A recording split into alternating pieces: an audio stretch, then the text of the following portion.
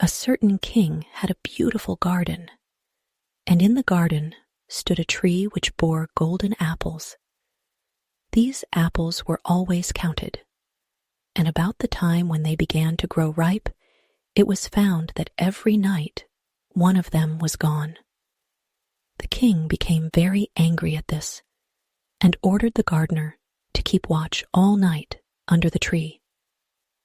The gardener set his eldest son to watch, but about 12 o'clock he fell asleep, and in the morning another of the apples was missing. Then the second son was ordered to watch, and at midnight he too fell asleep, and in the morning another apple was gone. Then the third son offered to keep watch, but the gardener at first would not let him, for fear some harm should come to him. However, at last he consented, and the young man laid himself under the tree to watch. As the clock struck 12, he heard a rustling noise in the air, and a bird came flying that was of pure gold, and as it was snapping at one of the apples with its beak, the gardener's son jumped up and shot an arrow at it. But the arrow did the bird no harm. Only it dropped a golden feather from its tail, and then flew away. The golden feather was brought to the king in the morning, and all the council was called together. Everyone agreed that it was worth more than all the wealth of the kingdom. But the king said, "One feather is of no use to me. I must have the whole bird." Then the gardener's eldest son set out and thought to find the golden bird very easily. And when he had gone but a little way, he came to a wood, and by the side of the wood he saw a fox sitting. So he took his bow and made ready to shoot at it.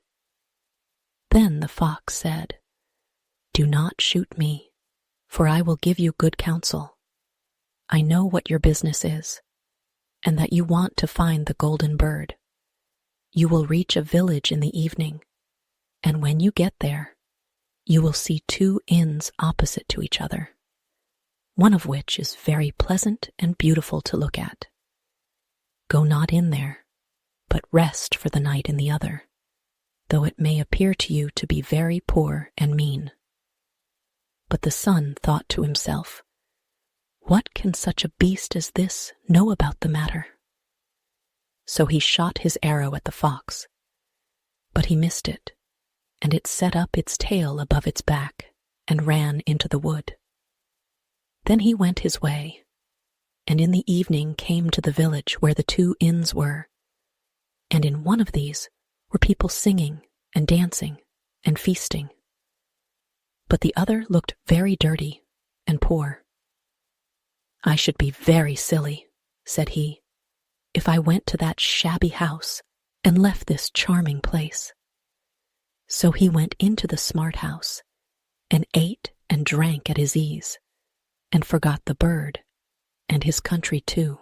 Time passed on, and as the eldest son did not come back, and no tidings were heard of him, the second son set out, and the same thing happened to him. He met the fox, who gave him the good advice. But when he came to the two inns, his eldest brother was standing at the window where the merrymaking was, and called to him to come in. And he could not withstand the temptation, but went in, and forgot the golden bird and his country in the same manner. Time passed on again, and the youngest son, too, wished to set out into the wide world to seek for the golden bird. But his father would not listen to it for a long while, for he was very fond of his son, and was afraid that some ill luck might happen to him also, and prevent his coming back. However, at last it was agreed he should go, for he would not rest at home. And as he came to the wood, he met the fox, and heard the same good counsel. But he was thankful to the fox, and did not attempt his life as his brothers had done.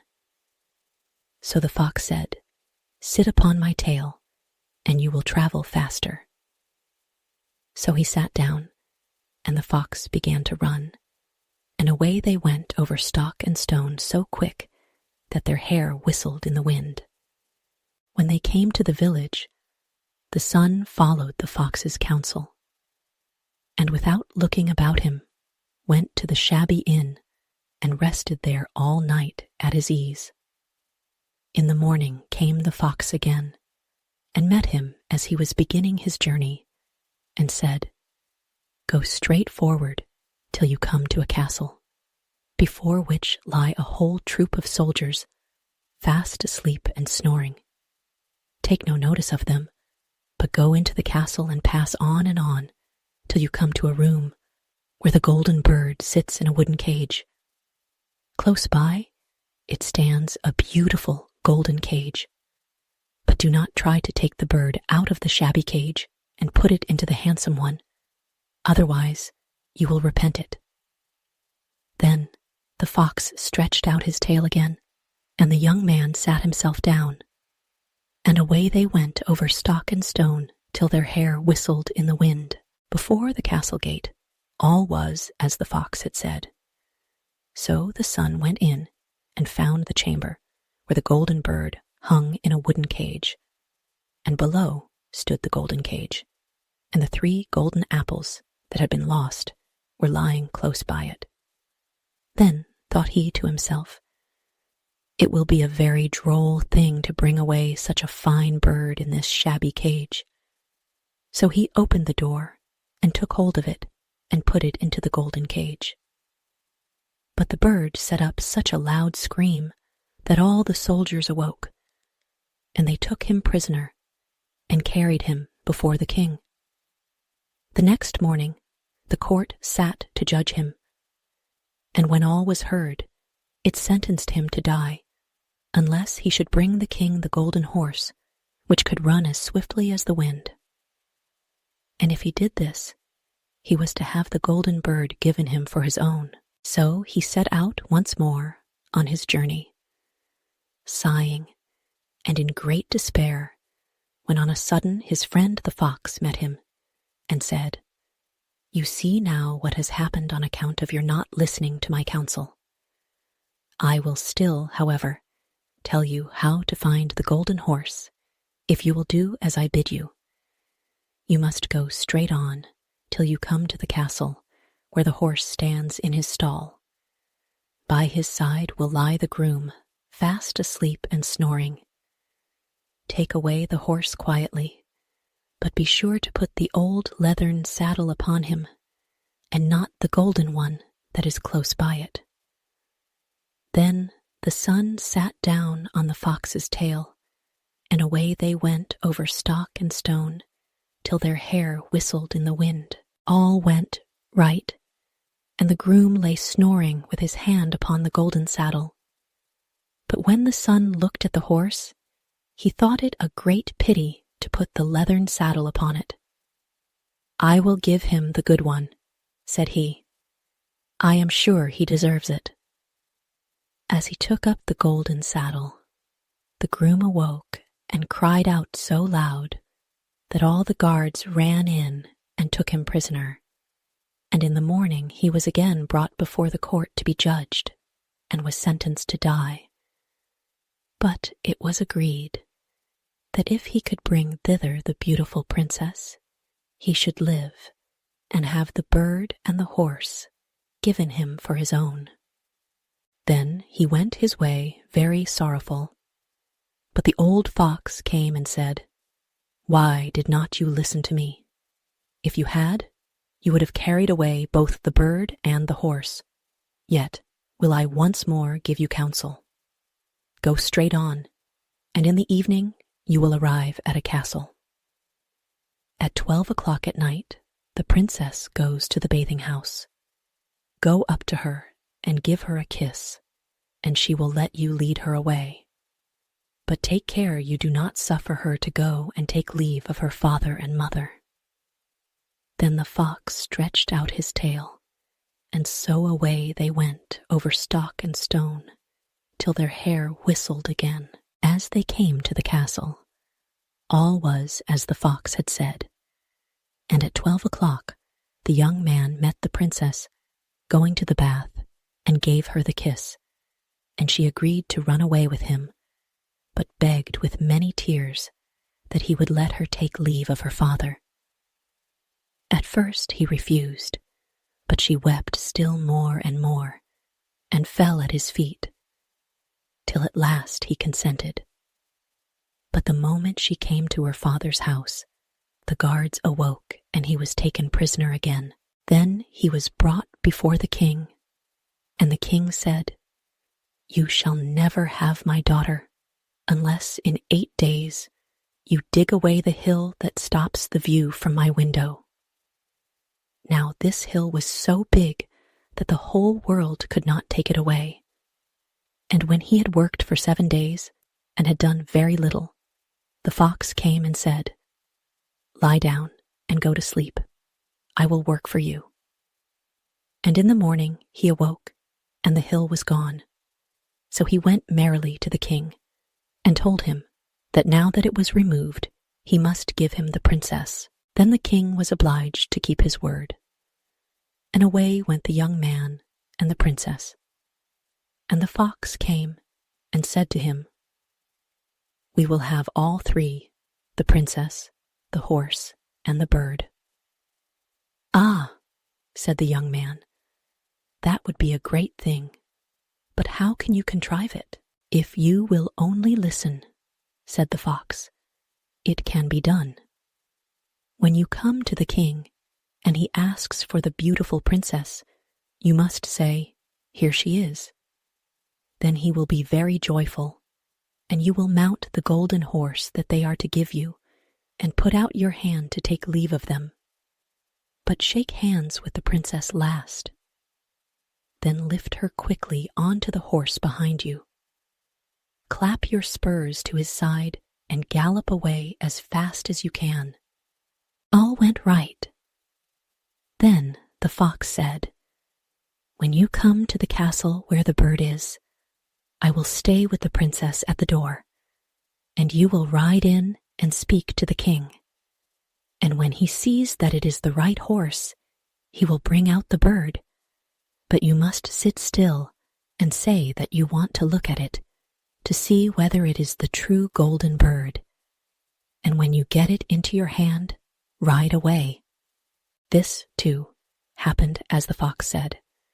They carried off the bird. The princess mounted again, and they rode on to a great wood. Then the fox came and said, "Pray kill me, and cut off my head and my feet." But the young man refused to do it. So the fox said, "I will at any rate give you good counsel. Beware of 2 things. Ransom no one from the gallows, and sit down by the side of no river." Then away he went. Well, thought the young man, it is no hard matter to keep that advice. He rode on with the princess, till at last he came to the village where he had left his 2 brothers. And there he heard a great noise and uproar. And when he asked what was the matter, the people said, 2 men are going to be hanged. As he came nearer, he saw that the 2 men were his brothers, who had turned robbers. So he said, "Cannot they in any way be saved?" But the people said no, unless he would bestow all his money upon the rascals and buy their liberty. Then he did not stay to think about the matter, but paid what was asked, and his brothers were given up and went on with him towards their home. And as they came to the wood where the fox first met them, it was so cool and pleasant that the 2 brothers said, "Let us sit down by the side of the river and rest a while to eat and drink." So he said, "Yes," and forgot the fox's counsel and sat down on the side of the river. And while he suspected nothing, they came behind and threw him down the bank and took the princess, the horse, and the bird, and went home to the king their master, and said, "All this have we won by our labor." Then there was great rejoicing made. But the horse would not eat, the bird would not sing, and the princess wept. The youngest son fell to the bottom of the river's bed. Luckily, it was nearly dry, but his bones were almost broken, and the bank was so steep that he could find no way to get out. Then the old fox came once more and scolded him for not following his advice. Otherwise, no evil would have befallen him. "Yet," said he, "I cannot leave you here, so lay hold of my tail and hold fast." Then he pulled him out of the river and said to him, as he got upon the bank, "Your brothers have set watch to kill you, if they find you in the kingdom." So he dressed himself as a poor man, and came secretly to the king's court, and was scarcely within the doors when the horse began to eat, and the bird to sing, and the princess left off weeping. Then he went to the king, and told him all his brother's roguery, and they were seized and punished, and he had the princess given to him again. And after the king's death, he was heir to his kingdom. A long while after, he went to walk one day in the wood, and the old fox met him, and besought him with tears in his eyes to kill him, and cut off his head and feet. And at last he did so, and in a moment the fox was changed into a man, and turned out to be the brother of the princess, who had been lost a great many years.